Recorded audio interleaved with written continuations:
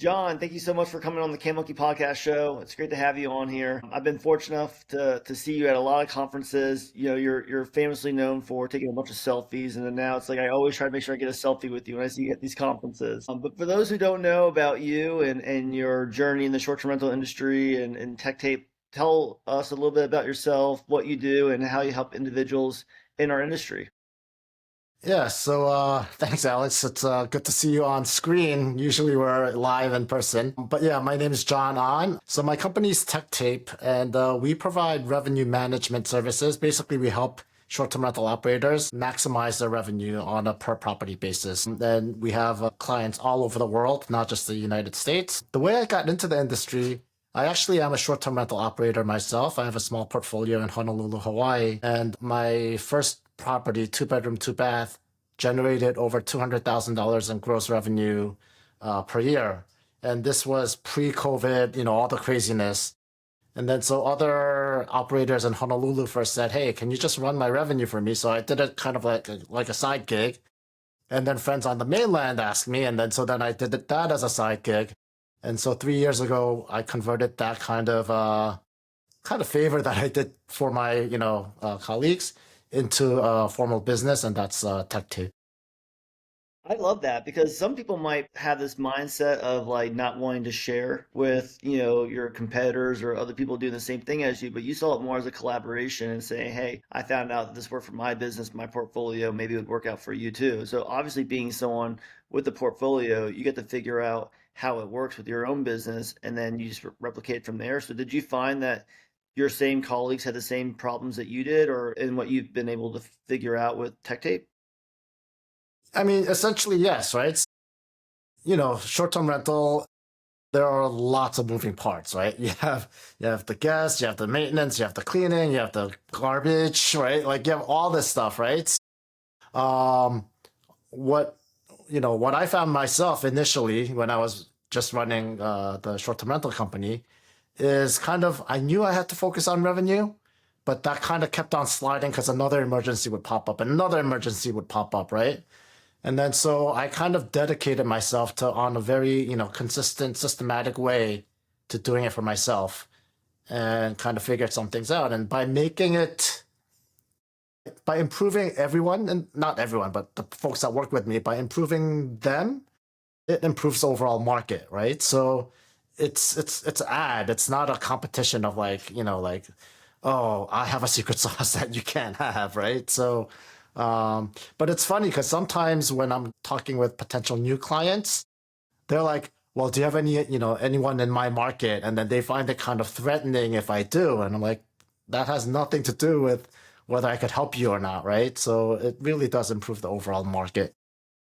That's a good point. And so, I mean, just for just general understanding, what do you mean by revenue management? So, like, what do you mean you're managing the revenue? Like, you're helping get eyes on the property and people booking it, or are you managing the revenue that comes in already into the business? Yeah, so we focus on the rates, the length of stay, how far out you're getting those reservations. So that is the area, those are kind of the aspects that we manage. And we're looking at what's going on in the market. For example, right now, there's a lot of volatility. So we're playing a little hedge game right now so that we're not caught off guard. Of course, optimizing your listing and all that is very important. And we're working on some partnerships right now so that other partners in the industry can focus on that. But we really focus on what is that right rate, right length of stay when you're getting those bookings. Those are the levers that we're helping people kind of implement over time.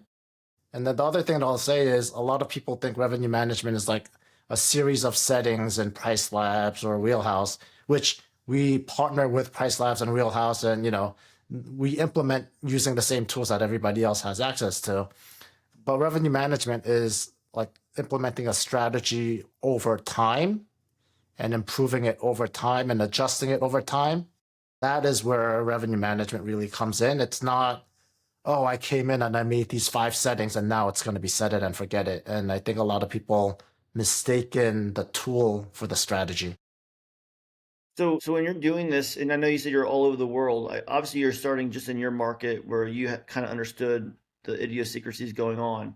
Now, when you're all over the world, how are you figuring out all these different things that are going on in Europe or America or even in each one of the states? I mean, do you Hmm. obviously you said you have these partners, but is it something that you found out over time and learned how to adapt to it, or is there like the same for everything? It's definitely not one size fits all. The variables, while the variable might be different, but it's the same variable, right? So over time, we've kind of, when I was not, when the, prior to TechTape, I'd be like, sure, I'll try out this market and let's see what, what happens.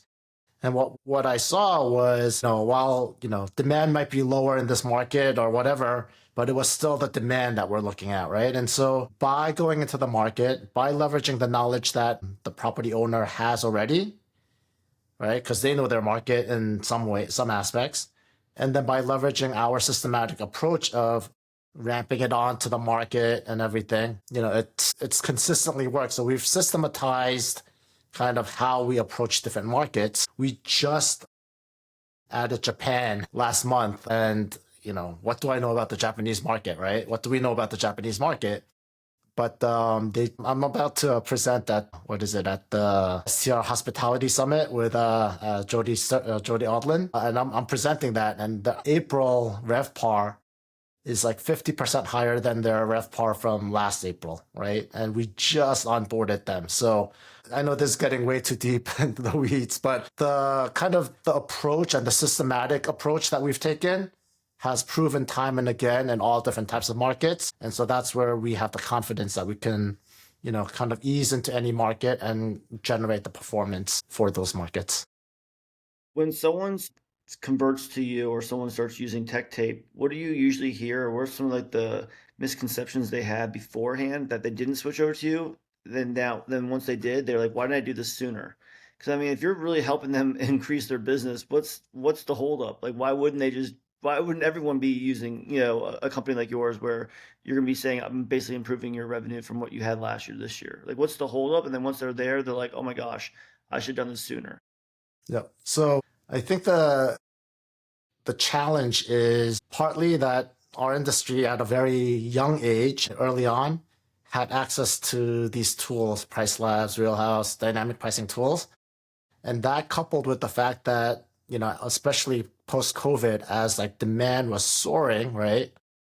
So a lot of folks have gotten accustomed to kind of a set it and forget it, maybe go in once a month, maybe once a quarter, make some adjustments, and they're still making equivalent to or more than what they wanted to make, right?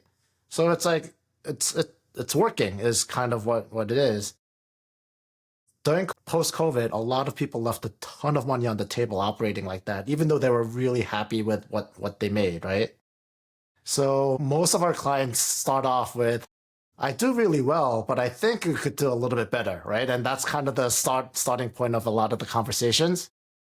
And then once we onboard, and again, I'm not saying every single one, but vast majority, once we onboard and they give us the opportunity to kind of adjust to the market and everything, there are instances of just like, oh my God, like I didn't know this property can do this, like, or my occupancy was always here, like now, like it's like full, right? And like the issues might be slightly different between different owners. And then the result really is you end up making more money even after our service fee, and you save a lot of stress and time of thinking about it and trying to figure out like what's going on, right? So, I mean, to me, of course, the revenue, the dollar amount is kind of what we're selling. But like, if you think about the value of time, the amount of time that we save, operators is actually, that's probably even more valuable. Although, that's not what we're banking our value add on. When you're working with these individuals that are coming over to you, are they typically like onesie twosie properties? Or are they like portfolio properties? And then in that question, are you dealing with a portfolio properties differently than you would someone with onesie twosie, or is it essentially the same? You're just looking at each property as its own. We work with partners who have one property. We will work with partners who have 100 properties, even more, right? So we can, and I think that's one of the things that we actually do is most revenue managers, you have to have 20 properties to work with us, or they're kind of threshold cutoffs.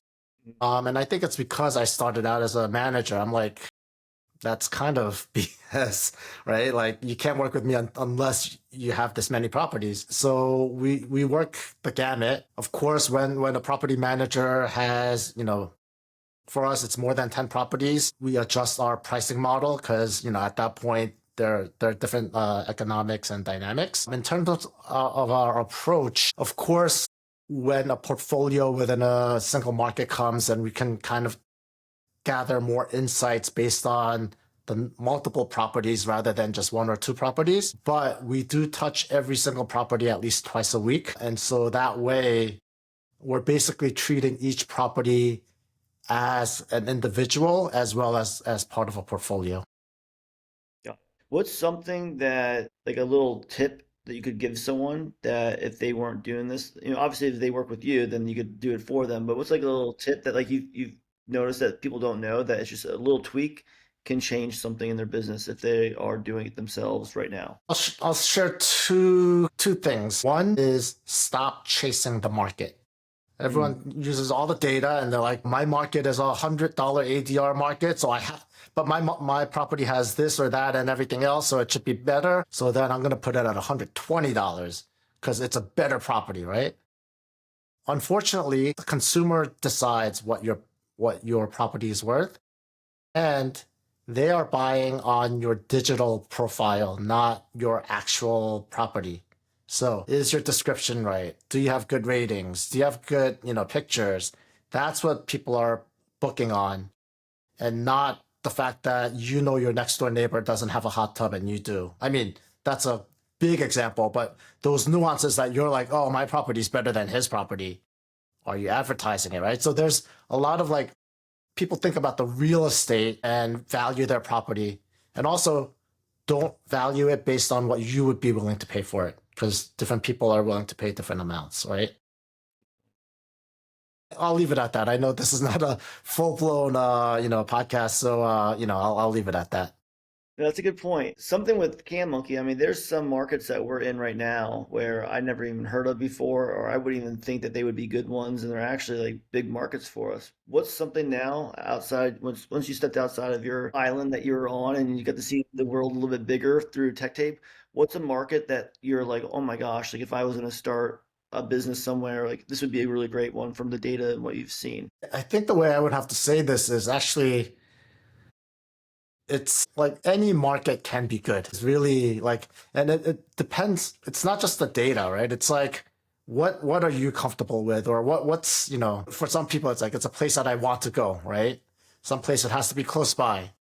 But what we've seen, and the reason why we're able to work in all different types of markets, is within that market, if you're able to find what the market will bear and consistently stay at where the market will bear, then it can be a good market. Of course, there are markets where just like there's no, like, for whatever reason, no demand, then, that probably means it shouldn't be a short-term rental property. It should be a midterm or long-term rental property. But if you have it, you should be able to, kind of make it operate and generate good revenue. Awesome. Well, John, I'm going to be able to see you at the STR Hospitality host, and I'm going to see you at VR Nation, which I think you're going to be there too, right? VR Nation, I'm not going to be able to make, but Oh no. I am going to Okay, the STR. that Yes. one. Okay. If people aren't going to that one, where else could they see you, or where could they find you to learn more about Tech Tape and learn more about your services? And if they're interested, they could reach out. And where do they go for that? Yep. So I personally am very active on LinkedIn.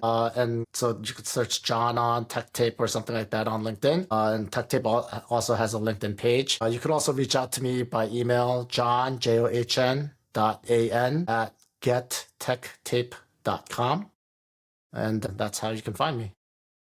I appreciate it, John. Thank you so much for your time today and coming on and sharing what you do for our industry and how you're helping property managers and individual hosts with their revenue management and helping them get more for their investment. Thank you, and look forward to seeing you at the conference at the end of this month. Thanks, Alex. Always good talking to you. You too.